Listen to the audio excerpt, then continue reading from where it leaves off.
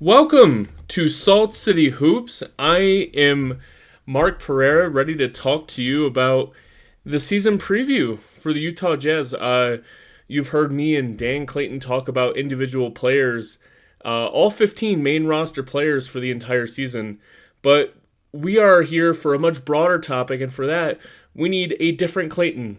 And this is, I bring you Ken Clayton to talk about the entire Utah Jazz season preview. We're going to talk about overall projections, win totals, things we're looking for the whole team. So excited to get started. Ken, how are you? Hey, I'm doing good. You've got six Claytons to choose from, at least my generation. But really, Dan and I are the only ones who are of real use to a jazz podcast. What? Yeah, we have a few other generations of Claytons we'll have to bring up Well, into the podcast manifold here. My three sons aren't quite ready yet. My oldest is 5. But I did just get him a matching 98 finals warm up jacket for me. They oh, started offering those the youth versions of those retro jackets, so I'm looking forward to making my typical appearance here in Denver to the games that we have coming up.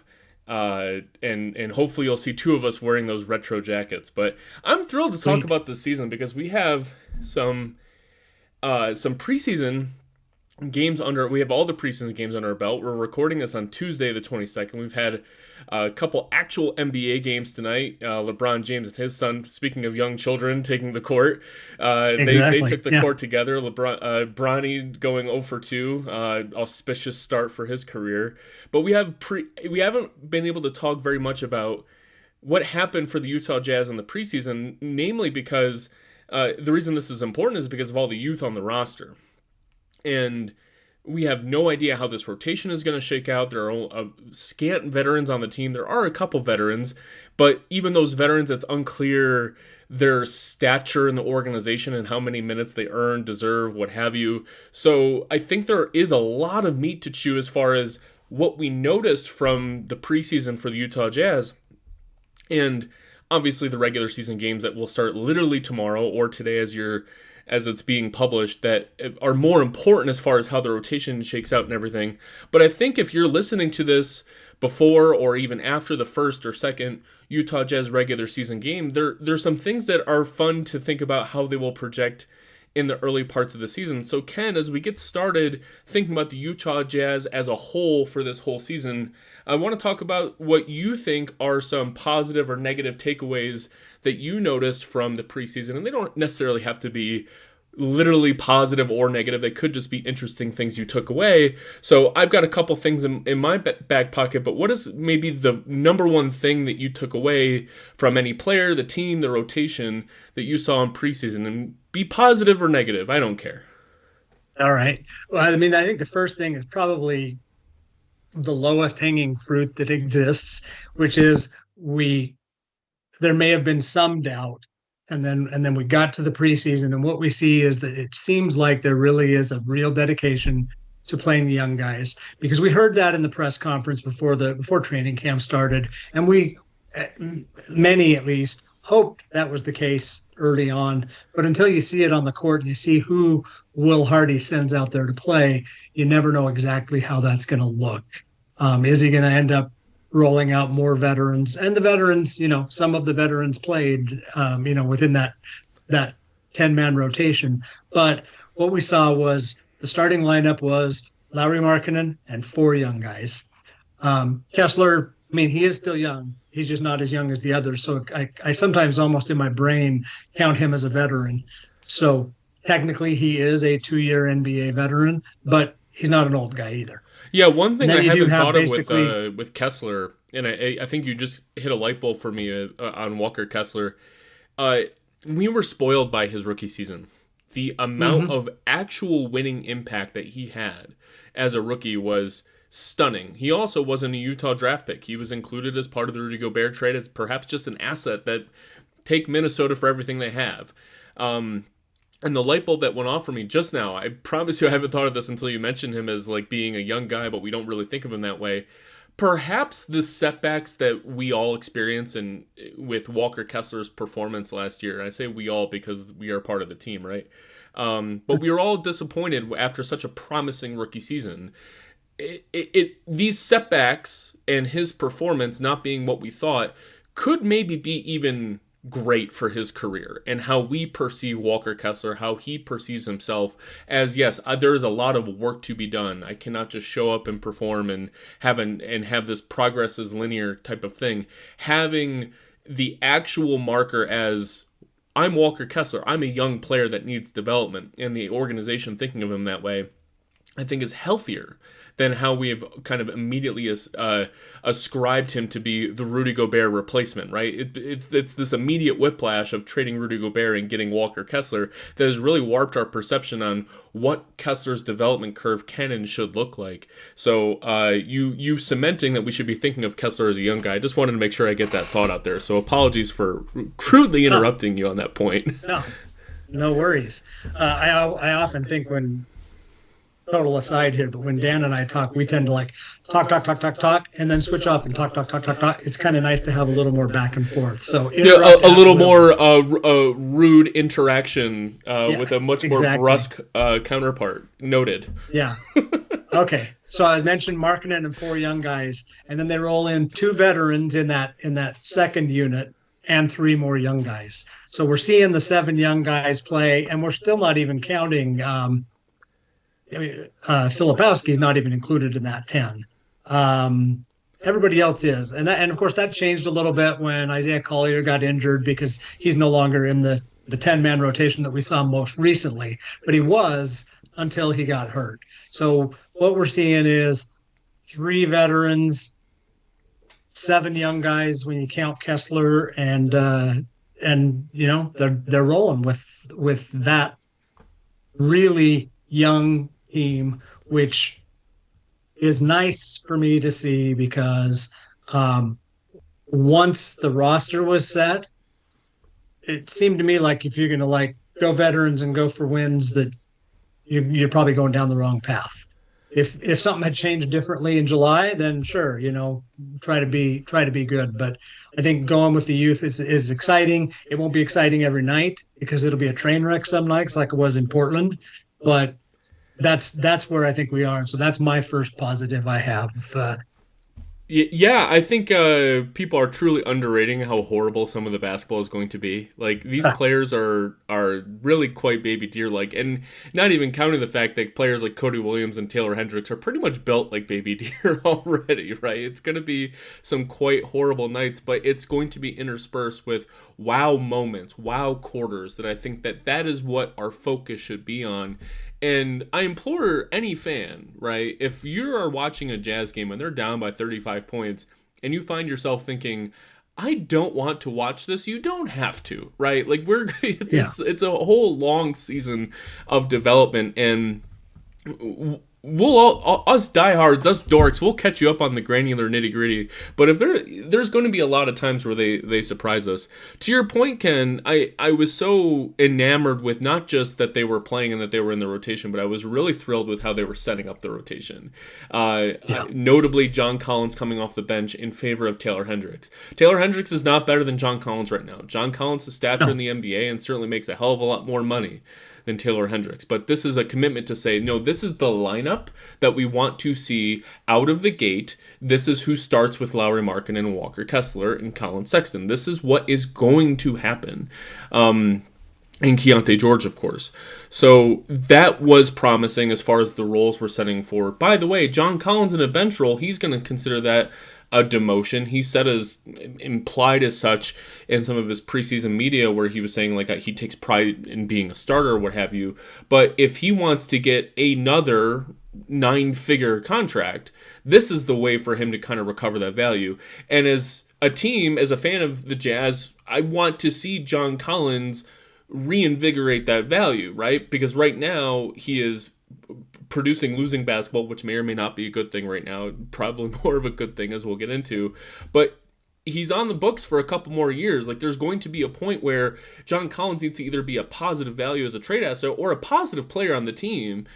Perhaps he gets another contract with Utah as a quality bench big. John Collins being bad at basketball is bad for the Utah Jazz in the grand scheme of things. Him being bad by himself is not going to determine whether the Jazz lose 25 or 21 or 20 or win 25 or 21 or 29 games. Yeah. It's more about who is John Collins, the player there. And then to the rotation point, having a firm pairings of Keontae George and Colin Sexton as a backcourt combination, and Isaiah Collier and Jordan Clarkson as a firm combination as the other backcourt pairing, I thought was pretty interesting. As like, hey, Collier is ready to play right now. He's not going to be relegated to the bench, and when he's healthy, he is going to have that quote-unquote backup point guard, maybe just fourth guard minutes. And always having him with Jordan Clarkson is really kind of cool, and how Hardy was already seeing the strengths and weaknesses of what Isaiah Collier can already do, as opposed to similarly drafted players like we think about Jared Butler, right, who was drafted in a position not that much differently than Isaiah Collier, had a great pedigree coming out of college. We thought, hey, he's going to be a third guard on the team, and he couldn't keep up with the team. It's pretty clear that Collier already can, and that's promising. Hopefully he's back healthy soon. And the number one takeaway I had, to just build off of your point, as probably the thing that I just walked away most tilting my head at, and I'm not sure if this is a positive or negative, but I think it's a positive, that Cody Williams was assigned primary on-ball defense responsibilities against all types of ball handlers throughout the entire preseason, especially opposing point guards or backcourt ball handlers. Cody Williams probably projects as a larger two guard in the league. Probably he's going to have to play a lot of three for Utah this year.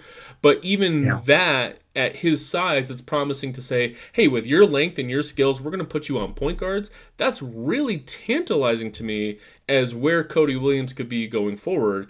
I don't know his all-star potential. I have thoughts on it. He kind of is not going to put up wow numbers that'll put him in Rookie of the Year contention, but already being assigned responsibility, which probably stemmed from his practice performances as well against Colin Sexton and Keontae George in practice, that he's being relied upon to be an on-ball defender. I think it was kind of mixed results from what we saw, but I loved what I saw against him against players like Reed Shepherd, fellow rookie, and in general his speed and his decision-making on the defensive end was good, if not always perfect. Did you notice anything from Cody Williams this preseason? No, just that. I think some of the games I was paying closer attention to, he was probably a little skewing toward the better results. There was one game, and I'm going to forget which one it was, where late in the game he was assigned the primary. He came back in the game, and he was playing with the starters, and he came back in to play defense, and he did a pretty good job in that one. So that one was that was a positive, both, as you said, because he got the opportunity, because he earned the opportunity theoretically, but also because a couple of times at least it was successful. It wasn't just an experiment. I'm also going to go back just a minute and correct one thing that I said. I said the thing about Markkanen and four young guys. I was just blanking on Colin Sexton being in the starting lineup. Well, even then, though, Sexton is at an important juncture of his career where maybe he's not the rookie, right? And Utah certainly didn't draft him, and he had plenty of years in Cleveland. But he is still at a point, I consider a young guy, Ken, to be anyone that you could credibly say, are you part of the Jazz 5 years from now? Is there a world where that's possible? And with John Collins, I don't really see that necessarily. No. Like, he's got a contract, he's going to probably string it out. We'll see what happens next. There's still like this growth curve for Sexton, especially because the things that he has developed over the past 3 years just were way different than the development that was asked of him when he was a rookie, a second-year player, and especially when he started to play with Darius Garland, and then he lost basically an entire season due to injury. Right. He's not a young guy, but when you said Markkanen and four young guys, I don't skip a beat when I think about Colin Sexton in that category.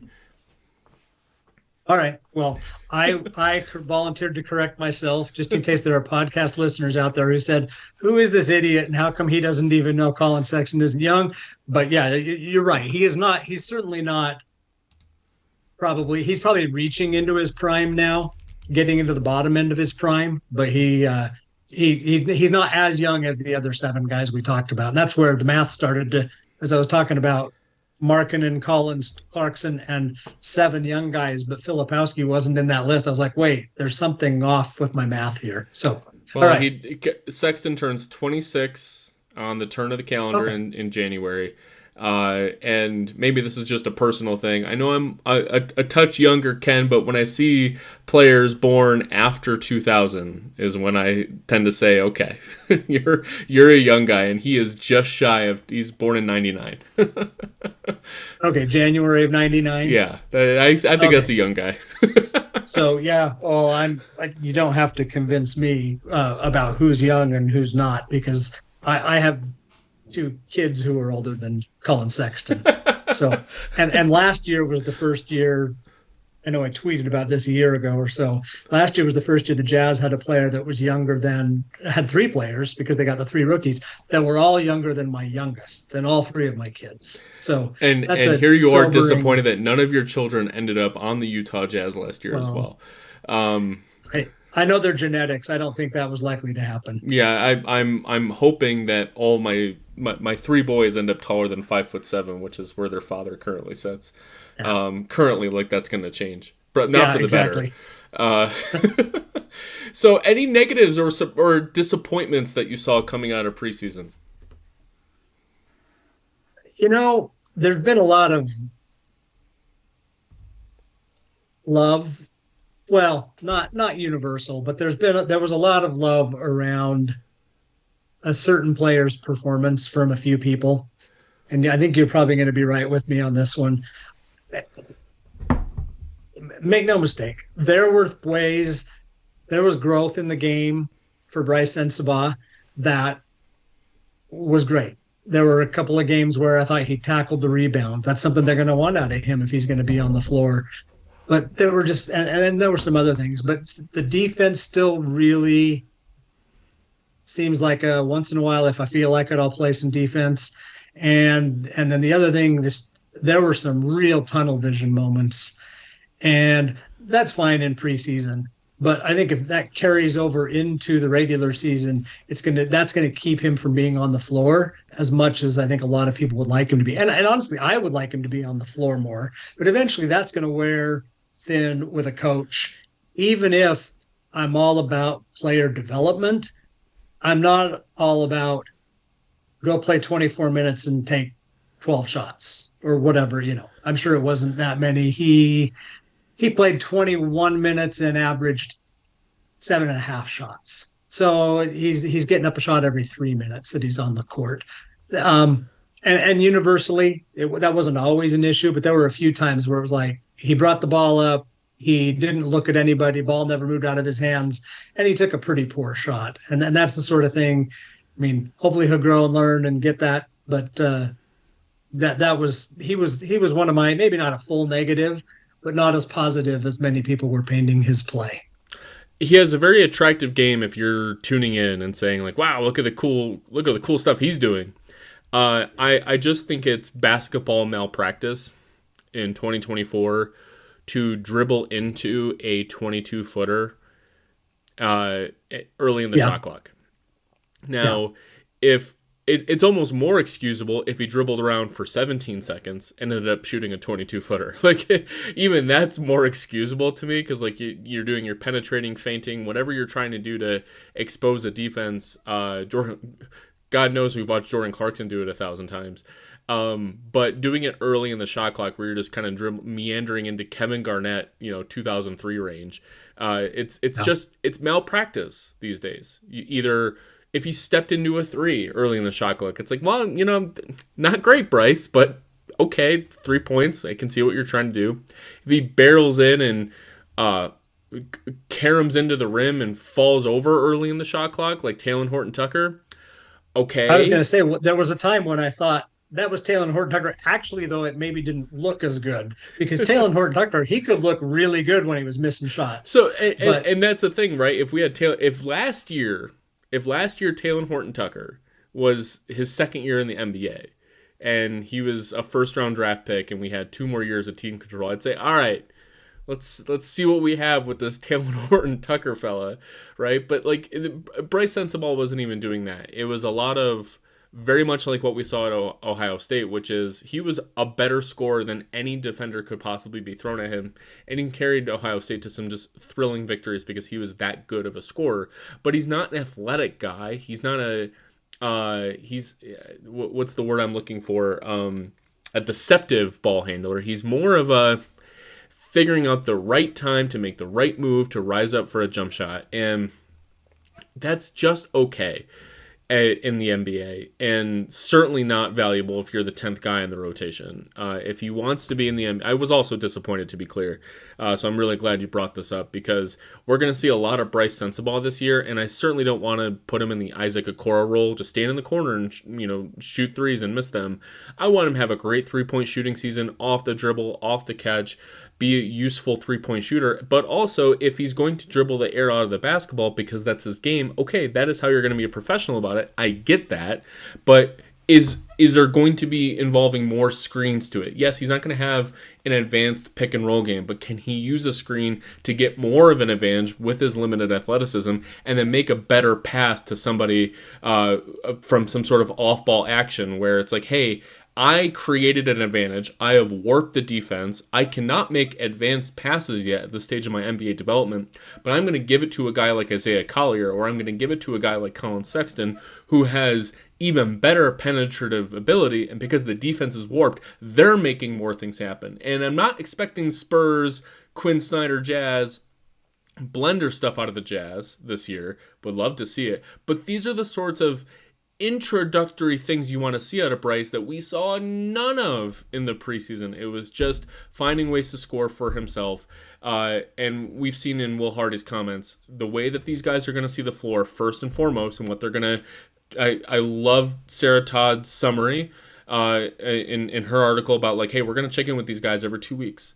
Right, and see like how are you guys developing? What are you? And one of the things that they're focused on though is effort level, getting back on defense, just giving a shit night after night after night in a very long NBA season. And Bryce has the benefit of a year of the NBA experience under his belt. He knows how long the season is.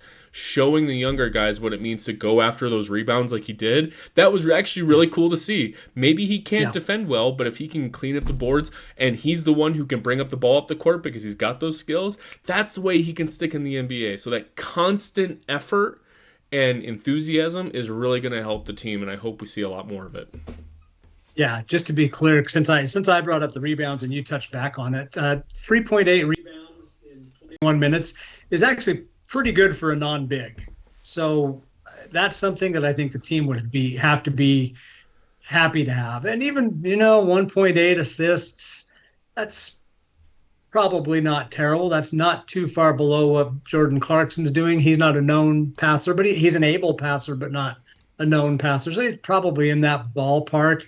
There were some times when I saw Bryce passing the ball and doing a passable, no pun intended, job of it. But more of that would be nice and less of the tunnel vision moments. But that's probably enough said about Bryce. Yeah, Utah was not exactly the best rebounding team last year, so even having some different type of rebounding sources is going to be really helpful. Excited to see how some of the other players can contribute to rebounding. So interesting preseason stuff we had. Interesting rotations that I think we will see going into the regular season. I think they played very much a regular season style rotation in the preseason where we're not seeing 35 minutes of John Collins or anything like that. I think a lot of people were scared about Patty Mills and Svi Mikhailuk getting signed if they're going to block minutes for some of the young players, which just decidedly was not the case. We only saw Patty Mills play when Isaiah Collier was hurt. And frankly, it's preseason. Give Patty Mills some run so he's not just getting dusty too much. Because, if the backcourt gets injured a little bit, you're going to need Mills or Mikhailuk to kind of contribute a little bit just to keep the boat afloat, if you will, because you're going to have moments where your young guys are playing in the G League and Patty Mills isn't going to be playing in the G League. You're going to need some of these minutes. I insist that having some of these veteran players around instead of random garbage players you've never heard of is important for the young players to understand how long the season is, to understand that there's a reliable shooter in Patty Mills kind of drifting around doing Patty Mills things, or Svi Mikhailuk. If you have unreliable nobodies that you don't know their game or you don't know their tendencies, that is going to hurt the development of young players if they don't understand kind of what is happening around them on the court. So Patty Mills, Mikhailuk, we saw it in preseason. That's the last thing I'm going to say is they didn't block any of the minutes for any of the young guys. We didn't see Richard Jefferson. We didn't see Brandon Rush. We didn't see Andres Biedrins blocking minutes for the young guys. Like, I think we're pretty set with what we're going to see exposure for. Every single developmental piece is going to get a lot of playing time for Utah this year. Yeah, I heard with those three guys, I think they have three roles, and there's one at kind of each position set. One guard, one wing, one big. I think they have three roles. One is what you mentioned, kind of coaching guys up and bringing them along in the league as much as maybe more than on the court. But also, each of these guys having one at each position, they set a bar, and it's not a high bar, but it's a bar that's out there that I think these young guys know I need to kind of at least be to that level if I want to get on the court. I need to be, and they'll get more leash and less leash as things change. But I think Kyle Filipowski knows he's got to at least outdo a Drew Eubanks if he wants to see the floor. Maybe not exactly, because I don't know if they're going to play necessarily the same position, but that's kind of what a big needs to do to get there. And if you can't even get over that bar, then maybe you're not ready to be playing. And the third thing, I think the third reason they're with the team, their role with the team, is they were three guys who said yes to a pretty near minimum contract and gave the team control in two of the cases over their future years. So they're going to be guys who come in, set that bar, coach some guys up, but they're also easily included in trades at midseason if that's needed. And someone like Drew Eubanks,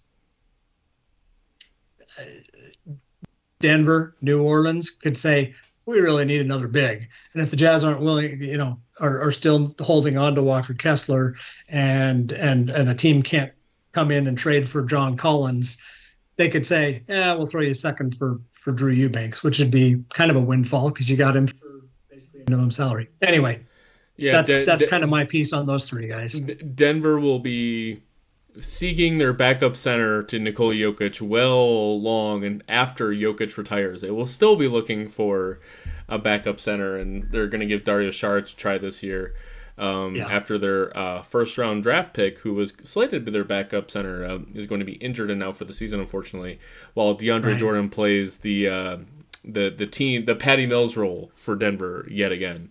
So we get some preseason action under our belt, but we have real basketball that is going to be, I promise you, everybody, is going to be a little bit more interesting and exciting to talk about. So we have season long prognostications for a team like the Jazz is almost not even fun or interesting to talk about, but we're going to do it anyways a little bit later, I suppose.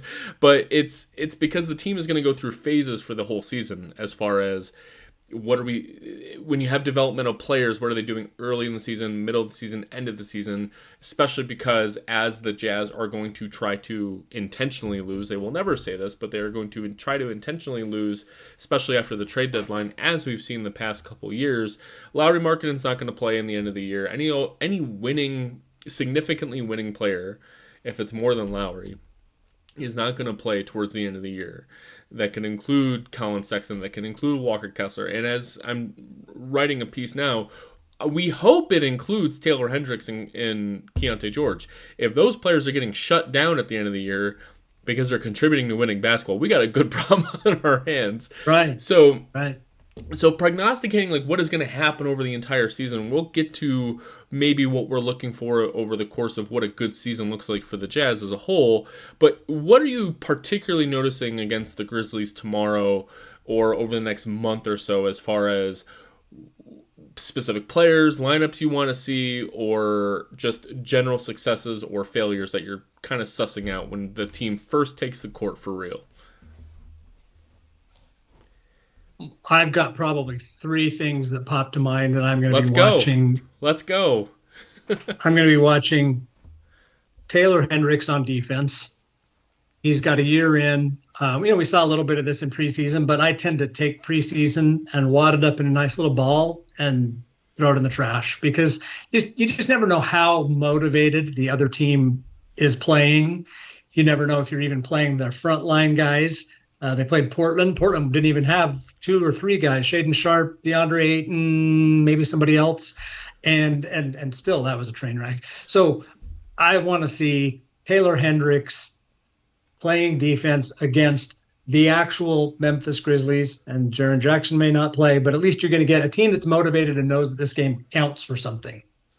Yeah, look, the Utah got plenty of experience with Zach Edey in summer league, and Zach Edey, I think it was overblown how much he quote unquote took advantage of Walker Kessler. Actually, Walker Kessler I thought had a pretty good game against Edey. I think Edey has just shown that he is ready for the NBA much more than I think people anticipated, and Utah felt a lot of that. And Taylor Hendricks was a non-factor in a situation like that because he is not somebody who is going to be matched up with the Yao Ming, Zach Edey types of the world. So Taylor Hendricks' defense is going to be a little bit harder for someone like me to really perceive. I'm being honest when I say like, hey, Cody Williams on ball defense. That's something I'm perceiving. I'm understanding how he's getting over screens. I understand how he's poking the ball out from Reed Shepard or how he's fouling too much or what have you. Whereas Taylor Hendricks, the entire tantalizing aspect for him is like, hey, you never know where Taylor Hendricks is going to be on the floor. He's gonna block things out of nowhere. He's gonna make highlight plays. So it's less. I'm gonna have to really focus and watch him exclusively. Like how quickly is he feinting in and out of the paint, guarding his guy versus not guarding his guy. A lot of times in the preseason or summer league, he's not being involved in the actual actions. His man is not the ones, because he's not guarding centers usually. His man is not the one typically setting the screens for the opponent ball handler. So he's not typically the one who's getting involved in these pick and rolls or Spain pick and rolls or whatever. He's kind of on the perimeter guarding some sort of perimeter threat, second side action that didn't happen or something. And it was really hard to see where he was getting involved, and you would finish these games and wonder, well, did Taylor Hendricks do anything defensively? And I actually just don't think he was tested very often in preseason. And that's going to be a very curious thing as we get into real game action. Again, he's going to play 25 minutes a game. He's going to be involved in things, and it's going to be his relative success in those actions. But I just don't think he's been tested yet as a starter too much. Yeah, no, that's a fair comment. I think though, over the much larger sample size of a regular season, I think we'll see bits of that. And I am curious to see.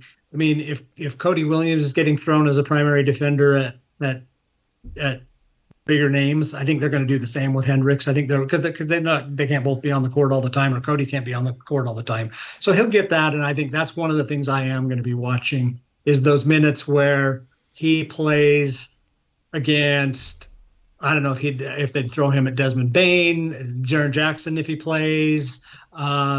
He won't guard John Morant. He won't guard Zach Edey. But getting after those players who are a little higher on the NBA food chain offensively, and see how that goes. And again, like you mentioned earlier, how does he do tomorrow night? How does he do in 2 weeks? How does he do in 6 weeks? Because that's the kind of progress we need. I don't expect to see him do a mediocre job tomorrow and then all of a sudden be an all-star Friday night or all defensive player Friday night. But it's going to be taking really long-term looks at what the progress is there.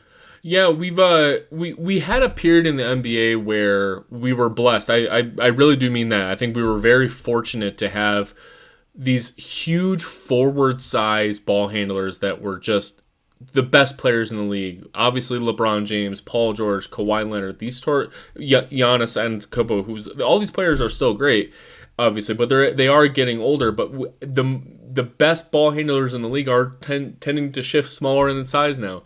Luke is obviously a big guy, but he's and I think he's underrated as far as how big he actually is, but he plays more of a perimeter style point guardy game. And obviously John Morant, SGA, Shai Gilgeous-Alexander, De'Aaron Fox, these sorts of very quality young ball handlers tend to be more traditionally backcourt sized. And so Taylor Hendricks, as I look at this early schedule a little bit, Memphis, yeah, maybe Desmond Bane, but he's still kind of backcourty. The Warriors would love to see him as kind of like the Draymond matchup, although they're probably going to play Draymond a lot at center. We'll see how that works. I won't go down the list too much, but when I see Mavericks, Kings, Spurs, Nuggets, Bulls, there aren't a lot of opportunities where the primary ball handler is a LeBron James or a Paul George type, where Taylor Hendricks could possibly be that primary defender, as opposed to Cody Williams. Again, the other options you have here are the actual backcourt options that they're going to start. Sexton and Keontae George. It'll be quite flammable defensively, despite perhaps Sexton's best energetic efforts. So I really want to see more of how Hendricks is deployed, because there aren't a lot of good defensive options on this team against. You mentioned Memphis, John Morant and Desmond Bane. You're going to need two quality defenders to survive out there, perhaps, and it'll be a little bit more interesting. You mentioned two other things.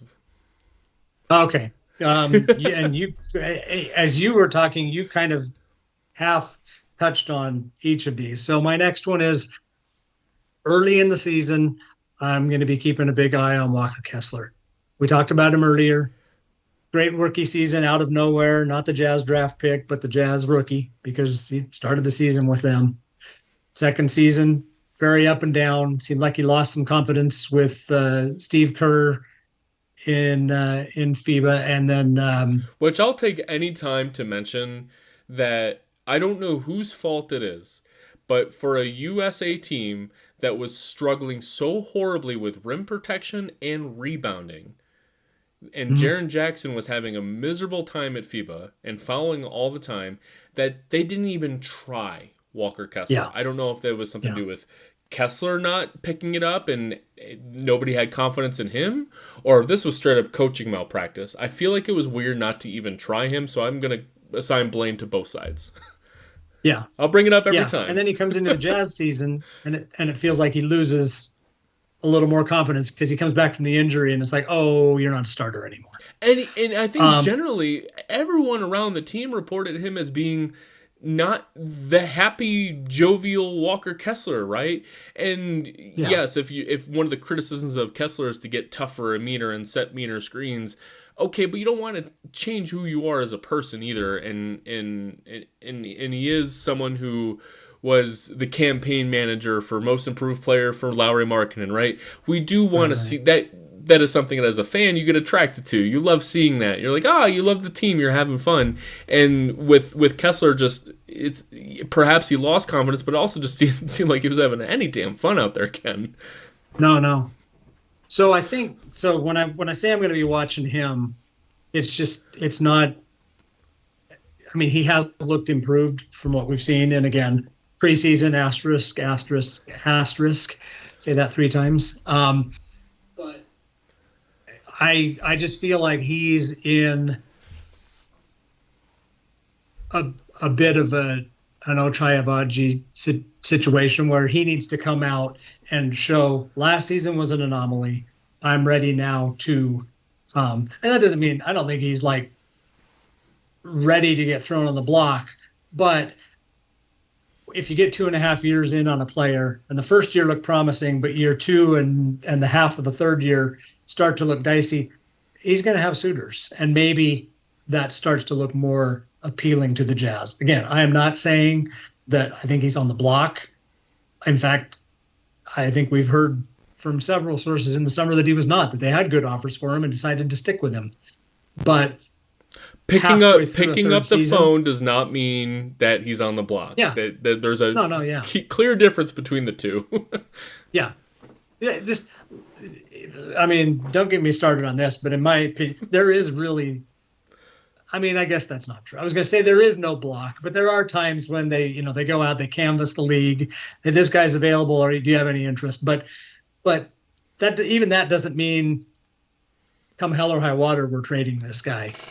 That just means let's see. But I think most of the time they're fielding offers more than they're saying we've got to get rid of X player. I won't even throw a name in there. All right. So yeah, Walker Kessler, I don't think he's on a clock, but I do think if his third season looks like his second season, those offers might start to sound more appealing. Of course, those offers might not be as good anymore. So just Yeah, and qualitatively and perhaps more on court identification of things, we know his personality is not going to be this rah rah type of player, and I'm not going to expect him to be. But if he has a few games coming out, especially this first game against Memphis, no Jaren Jackson, he's just dealing with Zach Edey out there. It's a big matchup. I think it's a great test. Zach Edey has looked tremendous in the preseason. Zach Edey apparently can hit a hook shot from 78 feet away. His hook shots have been terrific, and I think just identifying that scouting against him, I'm not saying one game is going to mean everything, but if he has a successful game against Edey, has a couple blocks, is against John Morant, right? If John Morant tries to go up against him like he tried to go up against Rudy Gobert and got shut down, these sorts of things that like, okay, do we see a little bit of Walker Kessler's not very outward with his emotions on the court, but he actually gets a little bit of swagger. He likes getting punched in the chest by his teammates if he has a good little moment, and those sorts of things in the first month, I totally agree. Sure, there are some nuanced things about like, oh, how are the screens that he's setting? Like, okay, that's more of a season long thing. Whether it's even a thing you want to care too much at all, but it's the continued energy. This team is lacking in rebounding, as we were saying, so just a fervent energy to grab and secure rebounds, quickly get the ball moving, because a bad young team is only going to succeed based on pace, and he's got good conditioning. So it's almost just like a night to night bullseye on his back, man, of how'd Walker Kessler look today, because it really determines if he's going to be part of the Jazz future or not. Because another season like last year, I completely agree with you. You got to sell while his value is what it is, as opposed to, well, no, we're going to try to bring him into extension talks next fall. I don't think they want to get there in extension talks with him next fall if he had another season like he did last year, because it's like, is he good or is he not? We don't know. That's a horrible position to be in if you're Danny Ainge and Justin Zanuck. Yeah. Well, and if you're Walker Kessler, who wants that extension next summer, it's not a good place for him to be in either. And that is true. This is not a contract year, but it's an extension eligible year. So, although I don't think motivation is well, I was going to say I don't think that's a huge thing, but I do think last year maybe the mental side got to him after the Kerr stuff, and then after being demoted as a starter. So hopefully this year we're looking back on this podcast and thinking, well, that was stupid. He's great. He's a double guy. Yeah, second team all defense or something like that. Yeah, yeah. I mean, I don't even know about that. I mean, to me, just success is get into the double range and get me 2.5 plus blocks a night. Well, honestly, Ken, you I don't want you to brush aside the second team all defense comment too brusquely. No, because they did change the positional designations for all defense, which means that I think front court players do have more of an advantage, because they do impact defense regardless of what any Marcus Smart stan will say. The front court players do matter a lot towards overall team performance on defense. I will always entertain credible arguments about the versatility of backcourt defenders in certain situations, and players like Bam Adebayo.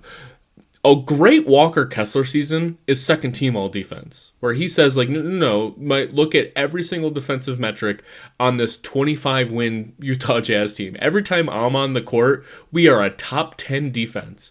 That is a second team all defense performance, and it's in like a weird possible range for him. If he had a normal linear improvement last year, where he improved upon his rookie season, we would be thinking of Walker Kessler in his third season as like, well, and if we're having a linear projection up, he would be like that quality of a defender. So I know what you're getting at. Like, that's probably too extreme of a thought to have, but if we think about a successful Kessler season, that's a real outcome, I think. Yeah. No, it is. I just don't know that I'm putting that as my measure of success. I would just like to see that double double and good defense. In the preseason again. Asterisk apply. He was 7 and 9, and blocks were at 1.8. But probably more limited minutes than he will play on the regular season. 22 minutes. Would also love to see him just finishing enough buckets at maybe not 70% clip like he perhaps started his career with, but look, it's a round number, so it sounds nice, but something over 10 points a game would be a little nice, I think, from your starting center who has great touch around the rim and can actually, I think, catch a basketball pretty well. So you promised and or threatened a third thing, so I will let you have the floor for it. Yeah, I don't make promises, only threats. The third one is I'm going to be watching, and we've talked about this a little bit before. We've talked about the defensive end of Cody Williams. I'm going to be watching both ends for Cody Williams because the one, he had successes and failures on the defensive end. I guess he had successes and failures on the offensive end, but just too much of the games that I watched was him passing up shots. I saw Joe Ingles earlier tonight playing a few minutes for the Timberwolves, and that reminded me of back in those days when we'd be like, "No, shoot it!" And now we have Cody Williams, who just sometimes feels like he catches that ball, and shooting isn't even on his mind.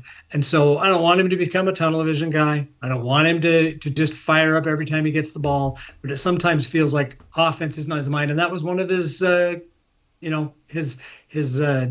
minuses coming out of college was that they felt like he deferred too much. I know it's easy to do when you're on a team with a couple of veterans on the floor with you. And even to him, Keontae George might count as a veteran because he's a guy who's been there, played in the Rising Stars game, has a bit of a resume already. But I'd like to see him take the shots when they're there. And maybe that's just getting comfortable with recognizing those shots. But he probably should have shot more last year in college, and he definitely should have shot more than he did in the preseason. Like to see that change again. We'll see what it's like tomorrow night. We'll see what it's like in 2 weeks. We'll see what it's like in 4 weeks, and go from there. And by the end of the season, hopefully he's more comfortable in a role as not a primary offensive guy, maybe, but at least closer to the top half of the rotation in his mind. That's how he gets the first team all rookie, right? And he's plus 7,000 for Rookie of the Year, which is incredibly long odds for the 10th overall pick. They're longer odds than Keontae George had at this point last season, for instance. Because, he is never going to put up the kind of numbers from the beginning of the season that are going to be like, wow, those are incredible. You are deserving of votes of being the best rookie in this class because look at how much you touch the ball, shoot the ball, pass the ball. Who cares about your defense? Yay, points. Right. But he's going to have a bunch of minutes on the floor. And it's the second thing I would mention to that is it's the one thing that unless you've played high-level basketball before, and I would include even Division III basketball, Division II basketball, in that if you've had the opportunity. I have not, but what I'm leading in to say is if you haven't been in that environment, you may not understand the day-to-day interpersonal dynamics of what happens when you get the ball in your hands and you're wide open. Right? Yeah. It's like we're watching it on TV on our butts and we're saying, like, shoot the damn ball, man, like you're open. But to that point, like, does he see Keontae George out of the corner of his eye and like his natural instinct to say like, well, I need to build a rapport with Keontae so that like we can grow together, right? These sorts of minor things where it's not just like, oh, I'm scared to shoot the basketball, although we definitely saw that with Ingles a little bit. Like, there were definitely some I'm scared to do something with this because I was on waivers and I am randomly starting in a game and I have no idea why I'm here. I'm confident, I believe in myself, but should I really be shooting this basketball right now? With Cody, I think it is like a lot of who is with me on the court right now and how can I make everything better? And it's not just convincing Cody that Cody Williams shooting the basketball is good for the team and good for everybody, but it's a lot of convincing the other four players on the court who are always going to be more established than the rookie to say it's good for all of us if the defense is really respecting what Cody Williams is doing out there. So if we give our friend Cody Williams the license to shoot whenever he damn well feels like it, Keontae, you're going to see just total swaths of open space open up for you. Lowry, you're not going to have three people triple teaming you whenever you get the ball because people have to respect him. So I think it's not just teaching Cody Williams about what the benefits are of shooting when you're open, but teaching the other established players on the team that Cody Williams is part of our future here. And if he goes 0 for 11 one night, that's better for us than if he goes 1 for 2. Yeah. So let's talk about broader picture then. We're talking about I don't want to get too much in. I think I riffed enough on the initial early season thoughts. Let me quickly say one of my favorite things I hear when I listen to Basketball Dork podcasts, YouTube videos, whatever, is everyone likes to talk about some of the interesting, under talked about elements about a team. And I just want to give a quick shout out that I think the number one thing I'm going to be watching the first month, Ken, is Lauri Markkanen. I want to see what a fresh summer Lauri Markkanen looks like. We saw a little bit in preseason. I thought they gave him a little bit of license, and he tried to do a little bit more of his own self-creation, a little bit of trying different things and giving him the ball in different spots in the court. No matter what happens with the young guys that we have on this team, Lauri Markkanen is driving a lot of the future of this franchise, and he's cool as hell. He's fun. I want to see what happens with him the first month of the season to see where he's at after not having to play a whole lot of extracurricular basketball over the summer like he did last year. So, broader season, and extracurricular military service as well. None of that. The extracurricular basketball. Yeah. Just basketball, family in Utah, man, and signing a gigantic 9-figure contract. Wouldn't we all be so lucky? So, overall season projections, predictions, that sort of thing. Let's get into that. First, I want to kind of get into what I think what is a successful Jazz season. I think for the first time, Ken, in my entire Jazz fandom, except maybe going back to, I don't know, the Tyrone Corbin years, I guess a couple years of that, every night I want the Jazz to win. I think you and I are proponents of the loud clap. Like, we love watching great basketball. And yeah, I love a good close game in the fourth quarter and just seeing a great pass or a great defensive play. All of a sudden, I've had a couple beers and I'm giving out a loud clap that wakes up all three of my kids. However, if we finish the season with a whole truckload of losses, I think I'm going to be pretty happy. But night to night, I'm rooting for wins. It's a weird dichotomy that I don't know how to explain. Like, I'm rooting for the team to win every night. I cannot root for this team to be like, well, I want a close game, but I really hope they really screw it up in the last 2 minutes. No, I kind of root for them to win. I also think winning breeds, like, positive energy from players that you want to enjoy Utah, because Utah does not have the inherent advantages of LA or New York or something where you might be able to put up with losing, because on the weekends you get to have things that you as a young 20-year-old basketball player would enjoy compared to Utah. So instilling that good positive energy, I think, is important. So I don't want to have a 12-win season.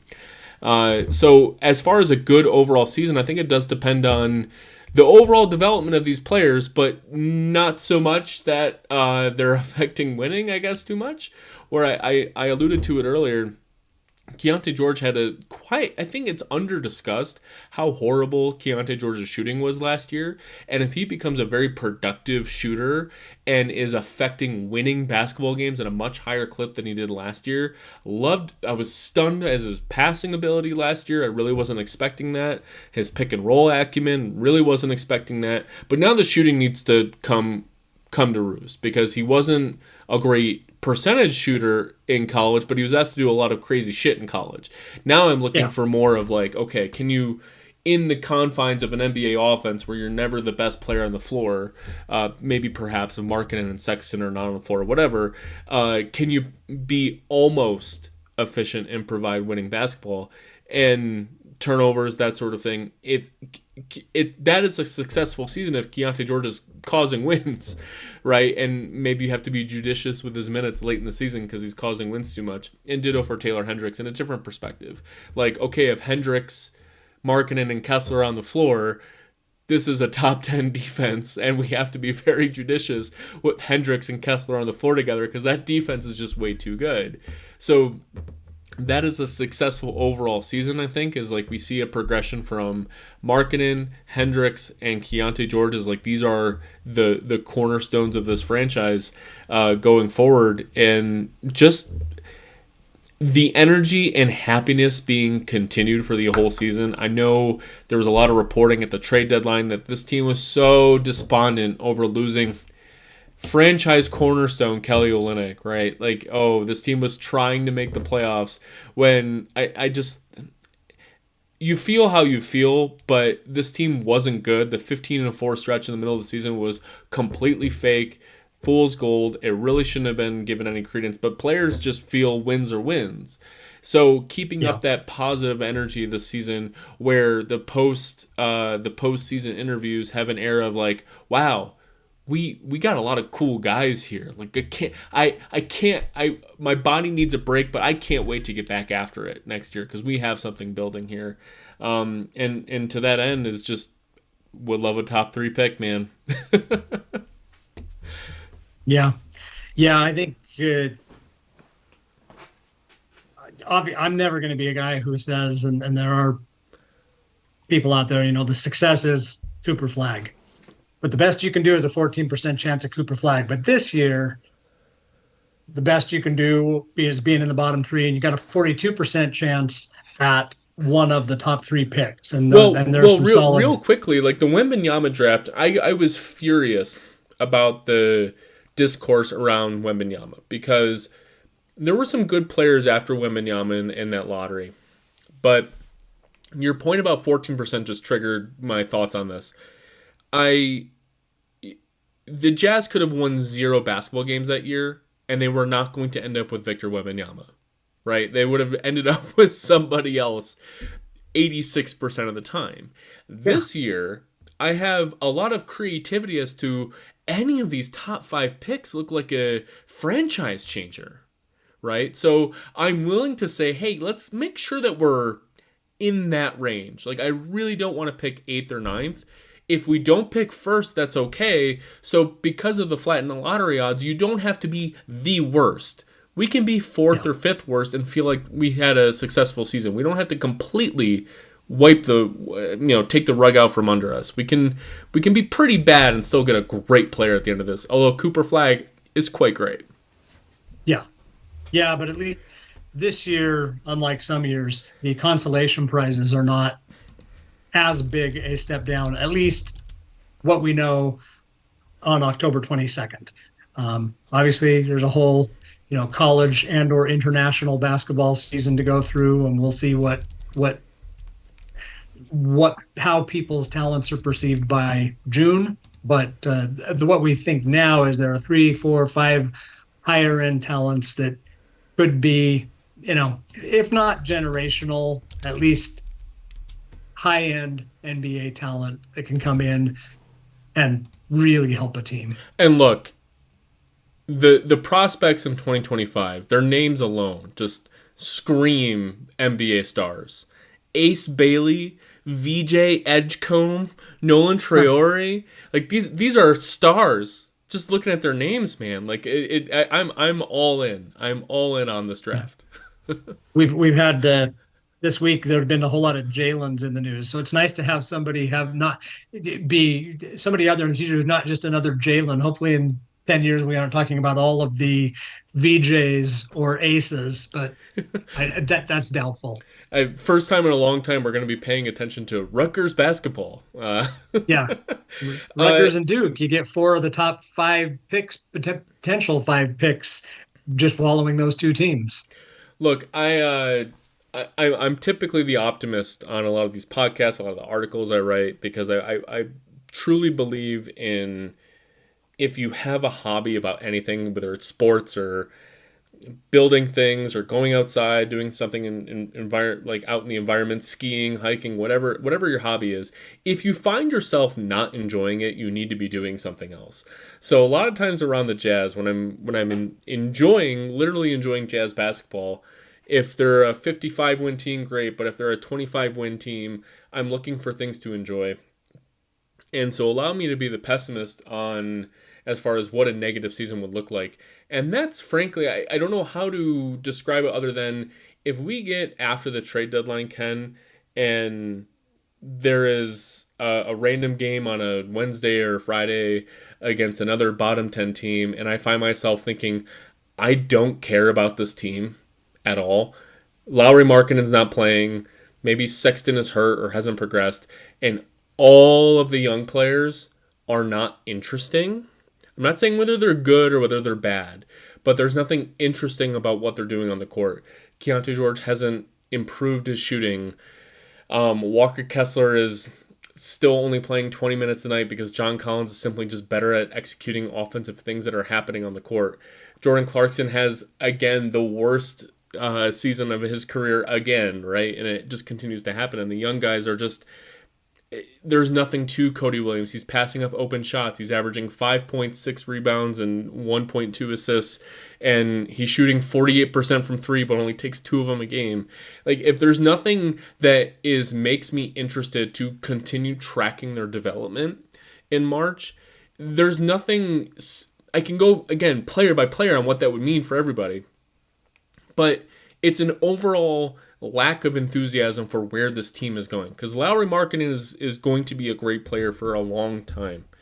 There needs to be other players around him. And we've talked a lot about Lowry Markkinen probably isn't the 1A on a championship team. And you don't necessarily need to build your team starting with building block 1A. You can start with 1B2. You can start with a player like Lowry Markkinen and building that. So we are trying to find the 1A to this team.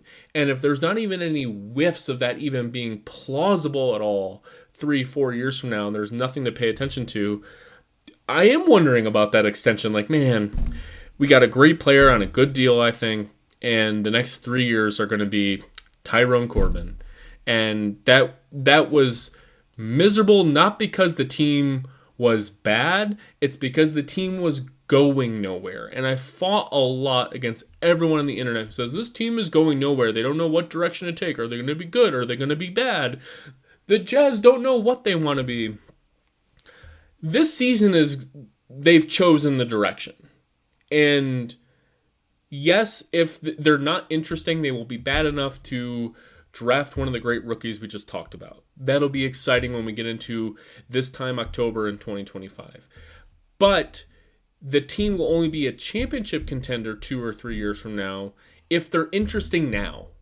If you draft that rookie in this following summer and you have players that you've developed over this year that are, maybe you don't know where their progression is going to go, but they're interesting. They're doing things on the court that are, and they have NBA skills that are worth paying attention to. I don't have a quantitative hard figure to give there, but I just wanted to leave that to you to say, I just want to care about this team in March. Yeah, no, I agree. Locke talked about, is this team a 25, 35, or 45 win team? This year, earlier in the podcast, when you said 21, 25, 29, I think that's like the range this year. Are we a 21, a 25, or a 29? But honestly, 29 might be a mild disappointment as far as they went and won too many games, and that's more than I think they're going to hit. But I'm not going to be upset if it's either, any of those. I mean, like I said, 29 is a little bit like, why did you win so much? They must be coming away with too many meaningless wins. But it's just a tight range this year. There's some possibility they could undercut that 21, but I doubt it. I think that my number's like 21 to 25, but you're right. I want to still care, and part of caring in March is probably don't have won too many games because we are looking at that, even though I get what you mean. When the ball goes up every night, or at least if it's close going into the fourth quarter, it doesn't matter how tankathon-y I am, I start wanting to win. Because these are the guys I watch 82 nights a year, and they want to win. None of them cares about making sure we have the best odds at Cooper Flag. The guy who will come in and take their job, and they'll get waived and whatever, go off somewhere. They'll get traded somewhere and immediately waived, which is like the kiss of death often in the NBA, well, for young guys anyway. So because I watch them, it's more, I don't know any of these guys personally. Never been in the same room with them unless you count the Delta Center as a room. But I watch them enough, and the camera gets me close enough that I feel like there's some kind of a relationship anyway. So if it's close down the stretch, yes, I do become I get more engaged than if it's not. So I like to see wins late in the game, but overall, end of the season, I want to care, but I also would like to keep that win number in the bottom end of that range. Which should happen naturally. If we're sitting at a 500 basketball team in late December, something weird will have happened, and it will be for the better. But hopefully, it'll be a situation that we can pull the plug on. In relatively short order. But by the end of December, that would already, if you're 500 at the end of December, you're already like 20-20. Yeah, because 40 games is usually the first week of January. And if you're 20-20 at the end of December, does that mean Keontae George is in all-star consideration? Like, what is happening there? Yeah. Which is like, oh, is that good or bad? Who's to say? Right. The last thing we'll talk about is just some quick predictions. I want to ask one pointed question, which is, what do you think will be better? I don't know the answer to this question myself, so I'm going to try to think about this live. What do you think will be better, the Jazz offensive rating or defensive rating as far as ranking in the league? Because the Jazz were last in the league in defensive rating last year, but I think there were some very bizarre anchors dragging a lot of that down. And there's a lot of offensive skill on this team, and they weren't last in offense last year, but as I see some possible defensive improvements, namely from Hendricks and Kessler, and marking it as a starter is not a negative defensively, noting that the backcourt has a lot of issues, and no matter how Cody Williams progresses, he's going to be a net negative defensively, because that's what rookies are.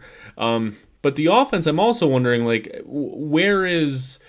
you lose Fontecchio, you lose Olynyk, right, who were genuinely positive offensive players, and I'm wondering, like, does the offense get worse enough and then the defense get better enough that the defense actually becomes, like, below average and the offense becomes putrid, or are they both below average? Do you have a sense of, like, which do you think will be better? My gut reaction is the defense will be better than the offense. I think I agree. Yeah, even though, as you pointed out, that's a little bit of a flip-flop. I just think there's too much doubt and too much variability in the offense right now. Hendricks and Williams, I've talked about both of them.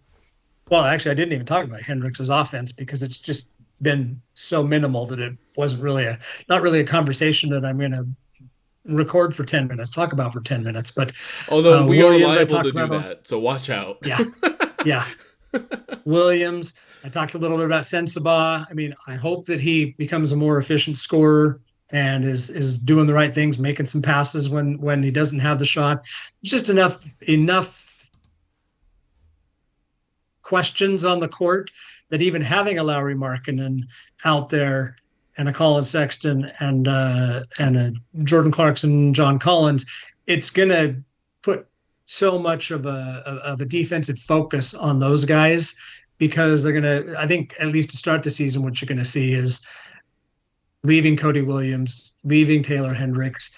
They'll make them pay sometimes, but they're still very young players. So I that's where I would lean. Yeah, I'm thinking we're going to be 23rd in defense and 25th in offense are my specific hold me to it predictions on that. I think Walker Kessler is going to have a great bounce back year. I don't think he's going to have a huge bounce back year. I think Walker Kessler is going to be at the level. We're going to finish this season as excited about Walker Kessler as we were his rookie season, where there's a long road for him to go, but we're back to thinking like, hey, this is a player we want to have around. So I think that's worth a lot of defensive acumen on its own. The aforementioned Kelly Olynyk not being there, it can only help the defense. replace John Collins is not a good defender, but I think he's better in sort of situations, especially alongside Hendricks and Williams as perhaps a positional defender at the 4 if he's playing And that if role. he's in a bench role, and Yes, if he's in a bench that's role, what I that mean. Yeah. should theoretically help his defense, Uh, however good it is. Drew Eubanks, who actually might be out of the rotation based on how they're deploying the preseason rotation, but there's going to be a lot of opportunities for him to play. He's a better defensive center than Omer Yurtseven, although I really enjoyed watching Yurtseven over his short stint in the entire NBA. I loved watching him in Miami. Loved is a strong word. I don't know why I said that about Omer Yurtseven. It is what it is. I see you laughing. But It's getting late. You love a lot of guys, right? There's going to be some benefits defensively there. This isn't going to be a good defense. So the backcourt is a total mess. We'll see. Cody Williams is going to be a mess, but he'll have some positives. Sexton, Clarkston, Keontae George, there's not going to be any positives there. So not going to be an average defense, but Kessler and Markkanen will help quite a bit. And I think Hendricks will, at least Hendricks' defense will be as good as we need it to be a below average defense. Well, whether it's as good as we need it to be to feel great about him, he's my biggest mystery. I really don't know how to analyze his performance. And offensively, it's Lauri Markkanen based. And if it's not Lauri Markkanen, Colin Sexton giving you juice, the only way that this becomes an average offensive is if Keontae George becomes average from an efficiency standpoint. Love his projection, love where he's going, but in order for this to be a good offense, the ball needs to go in the basket, which is the objective of professional basketball. Actually, all basketball. Which it has in the preseason, but starting tomorrow, we get some real results. Yeah, so the 3 asterisks definitely apply to Keontae George's shooting. Last bold prediction. I'm going to ask you for a bold prediction. My bold prediction for Cody Williams is he finishes top 3 in Rookie of the Year voting and finishes first team All-Rookie. I think he is going to get a ton of minutes. I think he's going to get a ton of opportunity.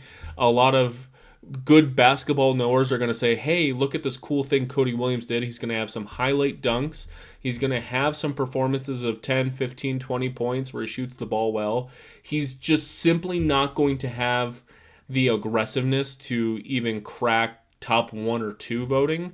And I think it's going to be, we're going to have 1 or 2 players really stand out for Rookie of the Year voting. But when it comes to, wait, who should we vote third for Rookie of the Year? I think Cody Williams is going to be an easy pick for a lot of voters because he's going to be productive on both ends of the floor, get a lot of minutes, and he's going to have some highlights. From your mouth to the basketball god's ears. Do you have a bold one for us, or should we sign off, my friend? Oh,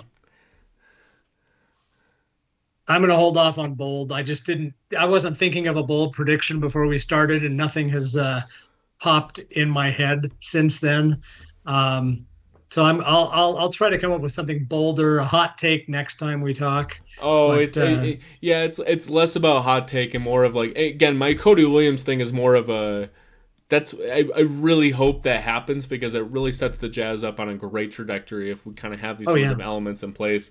And I think it's on the table just based on how I look at the other rookies around the league. And yes, I did not warn you to give me a bold prediction. And you Claytons are far too pragmatic to have bold predictions at the tip of your tongue.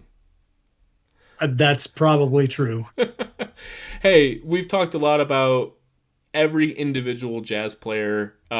Please give those a listen, even if you're checking this out after the first Jazz game. Our analysis and our predictions for every single Jazz player is still going to be relevant, I think, well into the start of the season. So please give those a listen. Over 5.5 hours, I think, of individual player content that you can listen to on your commutes, watch on YouTube, whatever you have. But we wanted to make sure that we took some time today to talk about the entire season. Ken Clayton, any final words or things you want to tell us as we sign off today? No, I don't think so. Just looking forward to kicking this off for real. I always tell people, and some people look at me strange when I say this, that the night before the season starts is a little like Christmas Eve for me. And it's a little less exciting, going into a season like this. But then I'm at an age where Christmas is a little bit less exciting too. So it probably works for me. I've been playing fantasy basketball for a long, long time. I am in a league that has been in existence for over 14 years now, I think. No, 15 years now. And I'm also in a 30 team real salary dynasty roto league. And from even that league to the 30 team league, everything I'm in, I've been staring at my rosters all day, exactly like that feeling of it's the night before the season's starting. There's no acquisitions or trades I'm trying to make. This is the team I want. I just want the games to start, and they're here. Memphis on Wednesday night on October 23rd.